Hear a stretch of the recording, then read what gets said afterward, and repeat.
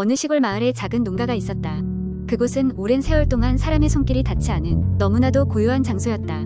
그 집에는 과거 한 가족이 살았으며 지금은 아무도 찾지 않는 버려진 상태였다. 그런데 이 농가에 얽힌 이상한 이야기가 마을 사람들 사이에서 오랫동안 전해 내려오고 있었다. 마을 주민들은 그 농가를 울음소리가 들리는 집이라고 불렀다. 밤이 깊어가면 그 집에서 아이의 울음소리가 들린다고 했다. 주민들은 집에서 무언가 잘못되었다고 생각하고 쉽지 않아 무시하곤 했지만 그곳을 지나칠 때마다 한기가 도는 기분을 떨칠 수 없었다. 이야기의 시발점은 약 50년 전으로 돌아간다. 그 농가에는 한 가난한 농부와 그의 아내 그리고 갓 태어난 아기가 살았다. 늦은 가을 어느 날 농부의 아내는 중병에 걸려 목숨을 잃고 말았다. 농부는 아내의 죽음 이후로 어찌할 바를 몰랐고 제대로 된 장례식도 치르지 못한 채 외딴 농가에서 딸과 함께 살아갔다. 그의 겨울은 유난히도 혹독했다. 식량은 곧 바닥났고 농부는 점차 건강을 잃어갔다. 그는 매일 어떻게든 딸을 살려야 한다는 생각에 사로잡혀 있었다. 하지만 결국 농부는 굶주림과 추위에 쓰러지고 말았다. 그가 마지막으로 남긴 것은 딸을 살려달라는 일기 한 장이었다. 이 농가에 대한 소문이 처음 돌기 시작한 건 그로부터 몇 년 후였다. 인근에 살던 사람들이 이상한 소리를 듣기 시작한 것이다. 특히 눈 내리는 겨울밤이면 그 집에서 갓난아기가 울부짖는 소리가 간헐적으로 들렸다고 한다. 그 소리는 애처롭고도 비참한 느낌을 전해주었다. 마을 주민 중 그 누구도 그 소리의 근원을 확인해보려 하지 않았다. 오히려 농가 근처에는 누구도 가까이 가지 않으려 했다. 시간이 흘러 마을에는 그 이야기에 대한 관심을 가진 한 작가가 찾아왔다. 그는 호기심 많은 사람이었고 농가의 비밀스러운 이야기를 자신의 작품으로 풀어내고 싶어 했다. 그는 마을 사람들의 충고를 무시하고 혼자 농가로 향했다. 작가는 그곳에서 며칠간 머물며 농가의 정체를 파헤치기로 결심했다. 첫날 밤 그는 아무 소리도 듣지 못했다.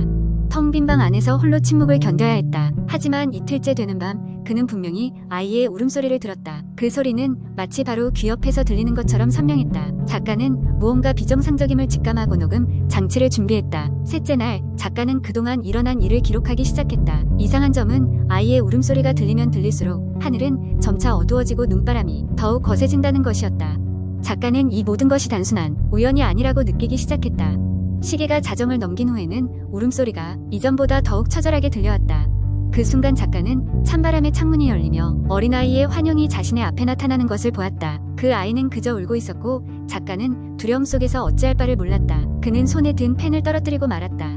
아이는 그저 그와 눈을 마주쳤을 뿐이었지만 그 순간 작가는 마치 자신의 영혼이 얼어붙는 듯한 느낌을 받았다. 갑자기 아이의 울음소리가 사라졌고 환영도 소리 없이 사라졌다. 작가는 서둘러 그곳을 빠져나와 마을로 돌아왔다. 그리고 이 이야기를 책으로 써내려갔다. 하지만 그는 그 이후로도 그날 밤의 일을 잊을 수가 없었다. 시간이 흐른 후 그는 그 경험이 단순한 환상이 아니라 무엇인가 더 깊은 원한과 슬픔이 얽힌 것임을 깨닫게 되었다. 주민들은 여전히 그 농가를 꺼려했고 아무도 그곳에 다시 다가가려 하지 않았다.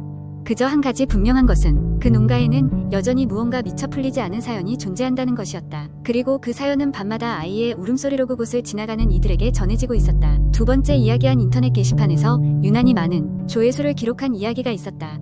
이 이야기는 무쇠문 뒤의 이웃집으로 불리며 글쓴이는 이 이야기를 최대한 상세하게 풀어내어 독자들에게 전율을 남겼다. 이야기는 다음과 같이 시작된다. 나는 대학 졸업 후 지방 소도시에 위치한 아파트로 이사하게 되었다. 가격도 비교적 저렴했고 위치 또한 나쁘지 않았기 때문에 큰 고민 없이 계약을 마쳤다. 처음 이사했을 때는 모든 것이 완벽했다. 아파트는 안전하고 깨끗해 보였으며 주위 환경도 좋았다. 그러나 이사한 지 얼마 되지 않아 이상한 점을 느끼기 시작했다. 내 집 옆에는 항상 단단히 잠겨있던 낡은 무쇠문이 있는 작은 집이 있었다. 그곳엔 아무도 없을 줄 알았지만 때때로 이상한 소리가 났다. 어떤 날 밤엔 사람의 속삭임 소리가 들렸고 또 다른 날엔 마치 금속을 긁는 듯한 거슬리는 소리가 이어졌다. 처음에는 선명하지도 않았고 내가 듣는 환청 정도로 생각하며 넘기려고 했다. 하지만 시간이 지나면서 이 소음은 점차 빈번해졌고 더 이상 단지 환청이라고 넘기기엔 너무나 명백하게 들렸다. 나는 몇 차례 용기를 내어 그 문을 두드렸지만 대답은 없었다. 어느 날 밤 끔찍하게 소름 끼치는 소리가 들린 적이 있다. 마치 고함과 울부짖음이 뒤섞인 소리였는데 내 심장은 벌렁거리고 손발이 차가워졌다. 그날 이후로 무슨 일이든지 반드시 저 문으로부터 멀어지고 싶었다. 마침내 내 호기심이 걷잡을 수 없이 커져 나는 건물 관리인인 아저씨에게 물어보았다. 그는 잠시 망설이더니 나지막히 말했다. 그 집에는 아무도 살지 않고 있다고 들었어요. 몇 년 전부터 그대로였죠. 그 말은 오히려 나를 더 혼란스럽게 만들었다. 대체 그 소리는 어디서 온 것일까? 어느 날 밤 나는 더 이상 참을 수 없어서 단단히 잠겨있던 문 아래로 작은 카메라를 밀어넣고 녹화를 시작했다. 내 손은 떨렸고 땀으로 젖어들었다. 며칠 전부터 준비한 작전대로 나는 약간의 기술을 사용하여 문 아래 틈으로 얇게 구부린 철사를 넣어 잠금을 틀어이달았고 조심스럽게 문을 열었다. 그리고 문 너머의 공간을 응시했을 때 나도 모르게 숨을 멈추고 말았다. 어두운 방 안 중앙에는 낡고 찢어진 소파 하나가 놓여 있었고 그 위에는 누군가 앉아 있었다. 아니, 정확히는 앉아있던 것이었다. 사람의 형상을 한 무언가는 오랫동안 빛을 보지 못한 듯한 쇠약한 모습이었다. 그 존재는 머리카락이 빠져나가고 갈라진 입술 사이로 미소를 띠고 있었다. 그 미소가 너무나 섬뜩하여 나는 얼어붙을 수밖에 없었다. 나는 황급히 뒤돌아 문을 닫고 미친 듯이 내 아파트로 도망쳤다. 그 후로는 그 문 근처에도 가지 않았다. 얼마 지나지 않아 나는 그 아파트를 떠나 다른 도시로 이사했다. 나중에 들어보니 그 집은 오랫동안 방치되었다고 한다. 하지만 그 안에 무엇이 있었는지는 아무도 추측하지 못했다. 그날 밤 이후로 나는 어떠한 소리도 들리지 않았음에도 불구하고 마치 누군가가 뒤에서 나를 지켜보고 있는 것 같은 기분을 떨칠 수 없었다. 아마도 그 존재는 나로 인해 무언가 깨어난 것인지도 모른다. 그리고 지금도 가끔씩 잘 때가 되면 그때의 섬뜩한 미소가 떠오르곤 한다. 그것을 잊기 위해 나는 어둠 속에서 자지 않으려 노력한다. 그 무쇠문 뒤에 무엇이 있었는지는 여전히 미스터리로 남아있으며 그것은 내게 잊을 수 없는 악몽으로 각인되었다.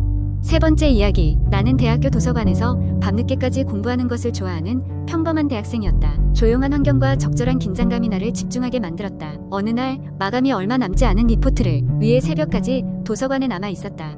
인적이 드문 시간이라 도서관은 고요했고 오직 나만 남아 있었다. 그날따라 이상했던 건 내 휴대전화가 자꾸 이상한 번호로부터 전화가 온다는 것이었다. 000-000-0000이라는 번호로 4번이나 걸려왔다. 처음 2번은 무시했지만 세 번째 전화가 왔을 때는 뭔가 이상하다는 생각이 들어받게 되었다. 그러나 전화를 받자마자 아무 소리 없이 그냥 끊어졌다. 메시지를 남긴 것도 아니고 아무런 소리도 나지 않았다.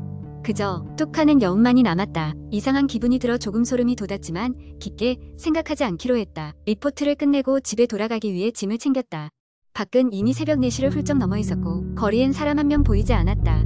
이럴 때 조금 서늘한 기운이 느껴지지만 나는 빠르게 발걸음을 재촉했다. 도서관을 나서자마자 다시 그 전화가 울리기 시작했다. 이번에도 같은 번호였다. 조금 주저하다 결국 받았지만 여전히 아무 말도 없었다. 왠지 모르게 숨이 턱 막히는 느낌이었다. 이번에는 내가 먼저 전화기를 끊었다. 집으로 가는 길은 모든 게 익숙하지만 그날은 마치 주변 환경이 낯설게 느껴졌다. 가로등 불빛이 이상하게 깜빡이는 것 같았고 사람 없는 거리에서 나는 내 발소리 외에 다른 발소리가 들리는 것 같았다. 멈춰서서 뒤를 돌아봤지만 아무도 없었다. 집에 도착하니 5시가 다 되어가고 있었다. 집에 들어서자마자 안심이 되어 소파에 앉아 한숨을 돌렸다. 그리고 그 순간 또 다시 그 번호로부터 전화가 왔다. 이번에는 받지 않기로 했다. 그러나 전화는 계속 울려댔고 결국 나는 전화를 꺼버렸다. 다음날 아침 나는 전날의 일을 이상한 꿈처럼 여기며 일어났다. 하지만 그날 저녁 친구와 이야기를 나누다 그 이야기를 꺼내게 되었다. 친구는 내 이야기를 들으며 얼굴이 창백해졌다.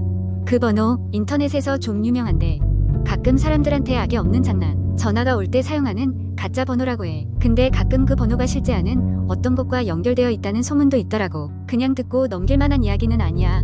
이 말을 듣고 조금 기분이 안 좋아졌다. 기분 전환도 할 겸 친구와 밖에서 저녁을 먹고 집에 돌아왔다. 그런데 집 앞에 도착해서 문을 열려 할 때 휴대전화에 다시 그 번호가 뜨기 시작했다. 이번에는 정말 기분이 이상했다. 이번에는 그냥 전화기를 꺼버리고 싶었지만 용기를 내서 전화를 받았다. 그리고 이번에는 전화기 너머로 작은 웃음소리가 들려왔다. 그 순간 내 몸에 닭살이 돋았다. 웃음소리는 곧 끊겼고 나는 얼어붙은 채로 있었다. 이상한 느낌을 지울 수가 없어서 결국 경찰에 신고하기로 했다. 경찰에 전화를 걸어 사건을 설명했다. 경찰은 일단 조사해보겠다고 했지만 얼마 지나지 않아 그 번호를 추적할 방법이 없다는 답변만 돌아왔다. 그날 밤 나는 그 전화가 다시 올까봐 두려워서 휴대전화를 꺼두고 잠을 청했다.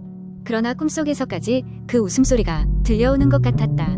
꿈인지 현실인지 구분이 가지 않았다. 몇 주가 지나도록 그 전화는 오지 않았고 나는 점차 일상으로 돌아갔다. 하지만 시간마다 한 번씩 그때 들었던 작은 웃음소리가 불현듯 떠오르곤 했다.